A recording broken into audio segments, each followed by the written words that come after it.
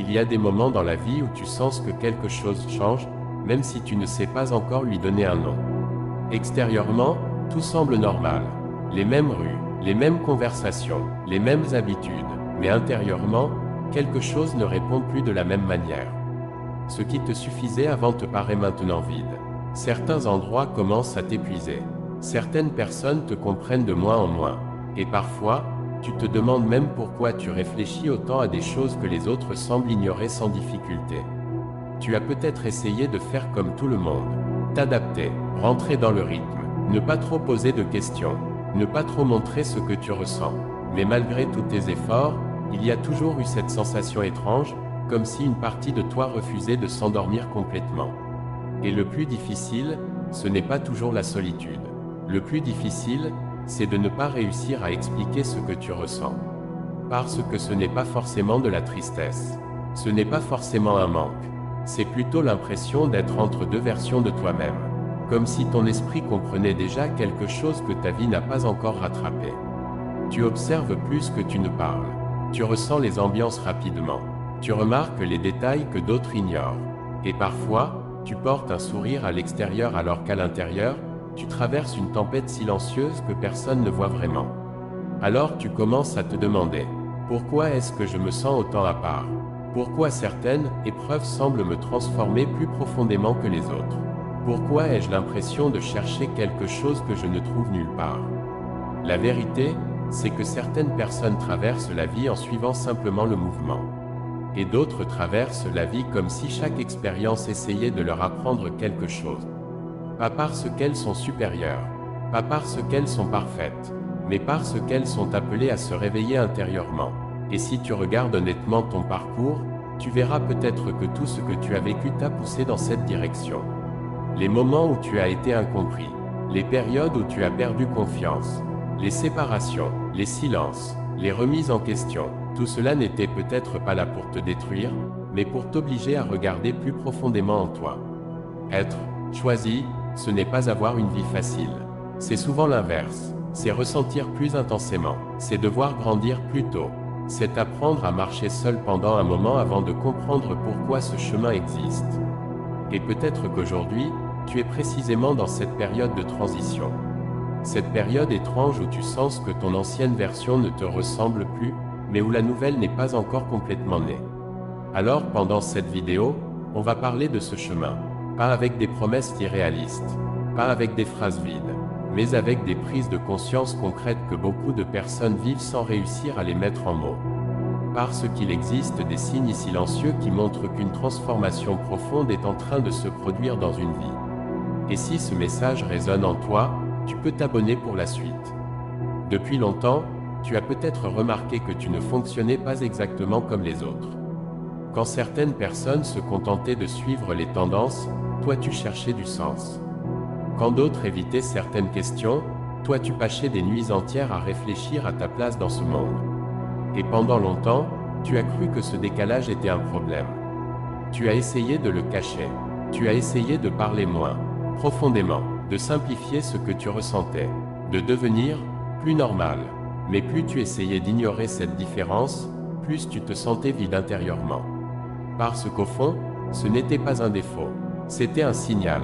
Certaines personnes sont faites pour vivre en surface. D'autres ressentent naturellement le besoin d'aller plus loin. Pas pour se compliquer la vie, mais parce que leur esprit refuse de vivre mécaniquement. Et le jour où tu comprends cela, quelque chose change. Tu arrêtes progressivement de voir ta différence comme une malédiction. Tu commences à comprendre qu'elle peut devenir une force si tu apprends à l'accepter au lieu de la combattre. L'une des choses les plus douloureuses, quand tu changes intérieurement, c'est de réaliser que tout le monde ne pourra pas te suivre. Certaines personnes aiment la version de toi qui ne dérange personne, la version qui se tait, la version qui accepte tout. Mais dès que tu commences à évoluer, certaines relations deviennent étranges. Les conversations deviennent superficielles, les silences deviennent lourds. Tu sens parfois qu'on te juge sans vraiment te connaître. Et cela peut faire mal, parce qu'au fond, tu ne voulais pas t'éloigner des autres. Tu voulais simplement être compris. Mais avec le temps, tu réalises quelque chose d'important. Toutes les personnes que tu perds ne sont pas forcément des pertes. Parfois, Certaines relations tenaient uniquement parce que tu étais en train de te trahir toi-même. Et quand tu commences enfin à devenir honnête avec ce que tu ressens, certains liens ne résistent pas à cette vérité. C'est difficile à accepter, mais c'est souvent une étape nécessaire. Parce qu'on ne peut pas construire une vie alignée en restant attaché à tout ce qui nous oblige à jouer un rôle. Il arrive ensuite une période étrange. Une période où tu t'éloignes du bruit. Moins de distractions, moins d'envie de prouver quelque chose, moins d'énergie pour les relations superficielles. Et parfois, cela inquiète même ton entourage. On te demande pourquoi tu es devenu plus silencieux. Mais ce silence n'est pas forcément mauvais. C'est souvent dans le calme que l'esprit commence enfin à entendre ce qu'il ignorait depuis longtemps. Tu réalises peut-être que pendant des années, tu étais constamment occupé. Toujours stimulé, toujours distrait, comme si le silence révélait des choses que tu essayais inconsciemment d'éviter. Alors au début, ce face-à-face avec toi-même peut être inconfortable, parce qu'il t'oblige à voir certaines blessures, certaines peurs, certaines habitudes que tu ne veux plus porter. Mais c'est aussi dans ce silence que naît une nouvelle lucidité. Tu commences à mieux comprendre ce qui te vide réellement, ce qui t'appelle, ce qui t'éloigne de toi-même. Et sans t'en rendre compte, tu deviens plus conscient. Presque toutes les transformations profondes passent par une période de stagnation. Une période où rien n'avance comme prévu. Tu fais des efforts, mais les résultats tardent. Tu essaies de reconstruire quelque chose, mais tout semble flou. Et dans ces moments-là, beaucoup abandonnent. Parce qu'ils pensent que le blocage signifie l'échec. Mais parfois, la vie ralentit simplement pour empêcher une personne de continuer dans une direction qui ne lui correspond plus. Le problème, c'est que quand une porte se ferme, on regarde souvent uniquement ce qu'on perd. Pas ce que cette fermeture essaye de protéger. Tu voulais peut-être certaines choses à tout prix. Une relation, une opportunité, une version précise de ton futur. Mais aujourd'hui, avec du recul, tu réalises peut-être que certaines choses n'étaient pas faites pour durer. Et même si tu ne comprenais pas pourquoi sur le moment, ce ralentissement t'a obligé à te reconnecter à toi-même. Parce qu'on ne peut pas entendre sa propre vérité quand on court constamment après quelque chose. Puis vient une étape encore plus importante. Tu commences à remettre beaucoup de choses en question. Tes habitudes, tes réactions, tes croyances, même certains objectifs que tu poursuivais depuis longtemps. Et cela peut être déstabilisant, parce qu'on passe souvent des années à construire une identité sans vraiment se demander si elle nous ressemble réellement. Tu fais ce qu'on attend de toi, tu adoptes certaines idées, tu avances automatiquement, puis un jour, quelque chose se casse intérieurement. Tu réalises que vivre sans conscience finit par épuiser l'esprit. Alors tu commences à te poser des questions plus honnêtes. Est-ce que cette vie me correspond vraiment? Pourquoi est-ce que je cherche constamment la validation? Qu'est-ce que j'essaie réellement de fuir?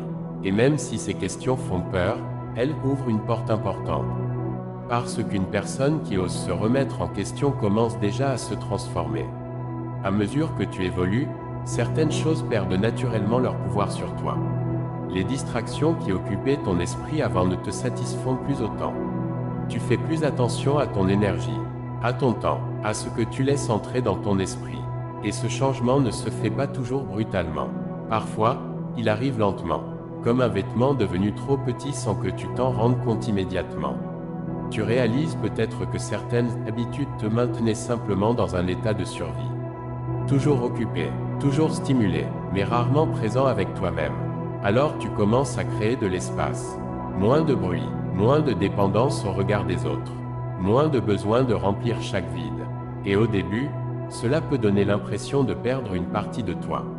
Mais en réalité, tu es surtout en train de perdre ce qui empêchait ta vraie personnalité de respirer. Après le détachement vient la reconstruction. Et cette étape demande du courage. Parce qu'il est plus facile de rester dans des schémas connus que de créer une nouvelle manière de vivre. Tu apprends progressivement à parler différemment avec toi-même, à arrêter de te définir uniquement par tes erreurs, à comprendre que ton passé explique certaines blessures, mais ne doit pas décider de ton avenir. Tu deviens plus attentif à ce que tu nourris mentalement, les pensées, les influences, les conversations. Tu comprends que l'esprit finit par ressembler à ce qu'il consomme chaque jour. Alors tu commences peut-être à lire davantage, à chercher le calme, à passer moins de temps dans des environnements qui t'épuisent. Et même si personne ne voit immédiatement ce changement, intérieurement, quelque chose se reconstruit. Une stabilité plus profonde, une vision plus claire, une confiance moins dépendante de l'extérieur. Puis un jour, sans grand événement spectaculaire, tu commences à voir les choses différemment. Les situations qui te détruisaient émotionnellement avaient moins de pouvoir sur toi. Tu comprends mieux les comportements des autres sans tout prendre personnellement. Tu arrêtes progressivement de courir après certaines validations. Et surtout, tu comprends une chose essentielle. La paix intérieure vaut plus que l'approbation extérieure. Cette clarté ne signifie pas que tous les problèmes disparaissent. Elle signifie simplement que tu ne te perds plus aussi facilement à l'intérieur d'eux. Tu apprends à observer avant de réagir, à choisir ce qui mérite vraiment ton énergie, à accepter que certaines réponses prennent du temps. Et dans un monde où tout pousse les gens à agir impulsivement, cette lucidité devient une vraie force. À ce stade, tu commences à ressentir quelque chose de nouveau. Moins de conflits intérieurs, moins de besoin de prétendre. Tu n'as plus autant envie d'impressionner. Tu veux surtout être cohérent avec toi-même. Et cet alignement change beaucoup de choses. Parce qu'une personne alignée ne gaspille plus toute son énergie à jouer un personnage. Elle devient plus calme, plus stable, plus consciente de ses limites aussi. Tu comprends que grandir ne veut pas dire devenir parfait. Cela veut dire devenir plus honnête, plus responsable de sa vie, plus connecté à ce qui compte réellement. Tu apprends également à respecter ton rythme, à ne plus te comparer constamment, parce que chacun traverse des combats invisibles que les réseaux ou les apparences ne montrent jamais complètement. Et cette maturité intérieure apporte une forme de liberté silencieuse. La transformation réelle ne ressemble pas toujours à ce qu'on imaginait. Parfois, elle ne te rend pas plus bruyant. Elle te rend plus paisible, plus lucide, plus solide intérieurement. Tu réalises que tu n'avais pas besoin de devenir quelqu'un d'autre. Tu avais surtout besoin d'enlever ce qui t'éloignait de toi-même. Les peurs inutiles, les masques, les habitudes destructrices, le besoin permanent d'être validé. Et maintenant, même si tout n'est pas parfait, tu avances différemment. Avec plus de conscience, plus de recul, plus de respect pour ton énergie et ton esprit. Tu comprends enfin pourquoi certaines périodes étaient nécessaires. Pourquoi certains départs ont dû arriver. Pourquoi certaines douleurs t'ont obligé à grandir. Et peut-être que c'est cela, être choisi. Pas être au-dessus des autres, mais être poussé à évoluer intérieurement d'une manière profonde. Si tu es arrivé jusqu'ici, alors peut-être qu'une partie de toi savait déjà tout cela, mais avait besoin de l'entendre clairement. Le chemin de transformation intérieure est rarement rapide. Il est souvent silencieux, invisible aux yeux des autres. Mais chaque prise de conscience change progressivement la manière dont une personne regarde sa vie. Tu n'as pas besoin d'avoir toutes les réponses aujourd'hui. Tu n'as pas besoin d'être parfaitement guéri ou parfaitement confiant. Tu as seulement besoin de continuer à avancer avec honnêteté envers toi-même. Parce qu'au fond, les plus grands changements commencent rarement par quelque chose d'extérieur. Ils commencent par une décision intérieure discrète, celle de ne plus vivre en s'abandonnant soi-même. Et si ce message t'a parlé, tu peux t'abonner et continuer ce chemin avec nous. À très vite, élus de Dieu.